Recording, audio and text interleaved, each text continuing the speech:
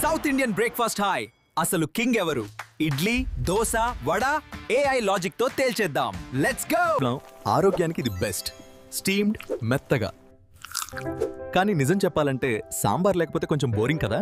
దోశ ఈ క్రంచ్ వేరే level. Masala, pesarattu, onion ఎన్ని వెరైటీలు. కానీ దీన్ని తయారు చేయడానికి పట్టే టైం ఎక్కువ కదా. వడ అబ్బబ్బా.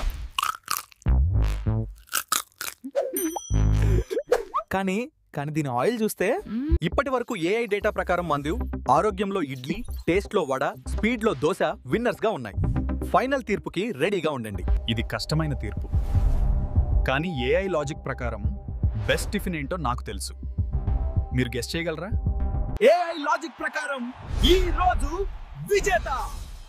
ఫైనల్ స్కోర్ ఇక్కడ చూడండి. ఫ్రెండ్స్, ఏఐ తీర్పుని మీరు ఒప్పుకుంటారా?